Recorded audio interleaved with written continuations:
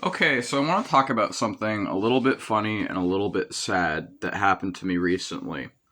So I was naked and I was with the demon Vine, and I had just we had sex, me and the demon Vine, and then I started to channel a message from a ghost, and this ghost is a dead extended relative. And the ghost of this dead extended relative tells me essentially, I can accept, and I've reached a point where I can accept that you were abused growing up. I can accept that you are transgender, and I can accept that you are disabled. However, I can't continue to work with you or be around you because I cannot accept, as a Christian ghost, the path you are on as a sorcerer. I cannot accept that you are fornicating with demons. And because they had just realized that it was a very inopportune time to be talking to me, because I had just finished fornicating with a demon when they chose to channel this message to me. And so they're like, I can accept these things, but I cannot accept that you are a sorcerer who is engaging with demons and things. And I also can't be around you because it is a reminder of the pain of living. And it's a reminder of all of the struggles of life. And as a ghost, I don't want to be reminded of the pain of living. Um, and so at the time, whoever was fronting, I think it might have been Max or Eli who responded to them. I think Eli had responded to them and said, I accept that, and I'm not going to stop fornicating with demons for one thing, and I'm not going to stop working with demons. But I accept, that you want to move on and not be around me for anymore. And I wish you well in your spirit's journey, and I hope you can wish me well in mine. Is essentially what Eli, our other personality, had said, I think. And I'm just sort of thinking about it now. And at the time, the demon I was with, Vine, was immediately, I could feel that he was heating up. Like, I felt like myself heating up, and I felt him heating up because he was angry. He was angry because of what the ghost had said upon the relative had realized that, for them, the deal breaker wasn't me being gender fluid or me being autistic or me being abused growing up. The deal breaker was that I'm working with demons and they're a Christian ghost. And the demon I was with, hearing, their comment, was actually really angry because they were like, what the fuck, dude? Like, you're gonna judge him for sleeping with demons right after he slept with a demon. So Vine was fucking pissed, and he was getting like fiery, like it felt like he was on fire, and I was actually heating up from being next to him as well. But we tried to handle that peacefully, and we tried to handle that respectfully. Vine told us we handled that a lot more respectfully than he would have. But also, we were kind of sad at the time. I'm switching to Eli. Eli says I was kind of sad at the time because I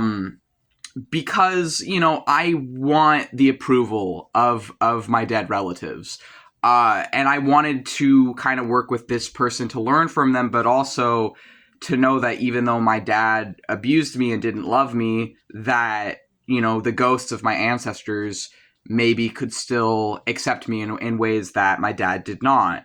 And I think what I realized from that experience is that you're always going to have something that puts you at odds with some people, and that's okay. It's okay. It's okay, actually, that the ghost of my extended dead Christian relative can't accept that I'm a demonologer. Like, that's fine. Like, I really do wish him well on his soul's journey, and I know that I'm on a completely different journey, and I respect him, and I'm thankful for what he taught me. I'm definitely not going to stop sleeping with demons. I'm going to continue to do that because I'm like, for one thing, I'm spiritually married to 3, and I'm also boyfriends with like over 10. I have a lot of fucking demon boyfriends. That is kind of my method of working with demons is, anyways, I'm not going to talk about that right now. I date a lot of fucking demons, though, and I'm okay with that. But I also understand why that would be a deal breaker for, like, the ghost of some relative.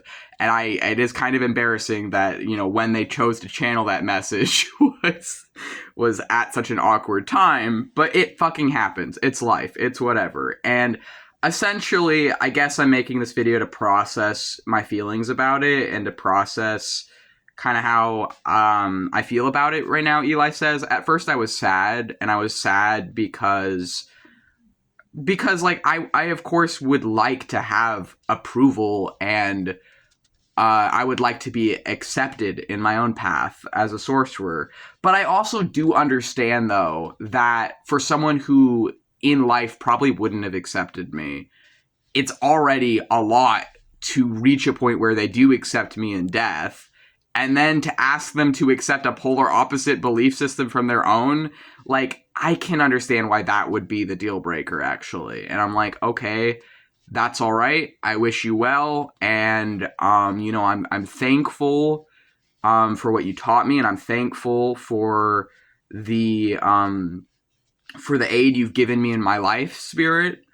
I am grateful for that. But I also need to continue in my own path, because this is the path that has helped me in my life, and this is the path that I want to be on. I want to be the sort of magician who sleeps with spirits. I want to be the sort of magician who has a bunch of demon boyfriends, and I want to be the sort of magician who uses my sorcery and witchcraft to help me through the trauma of my past and to empower myself in my life. But I also understand that this is an extremely atypical path and an extremely rare sort of circumstances, and I also understand why that would be a deal breaker for a Christian ghost.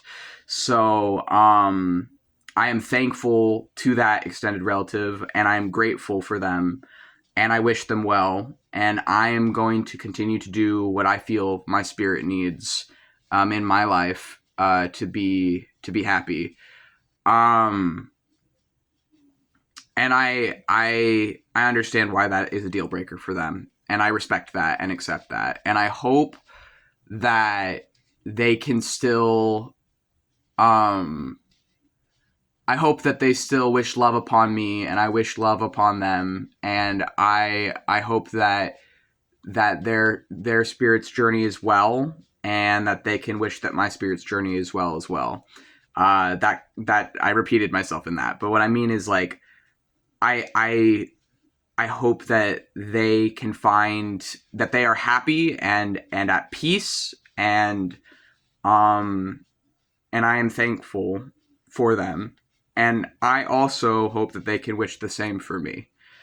And this is the end of this video, processing these feelings.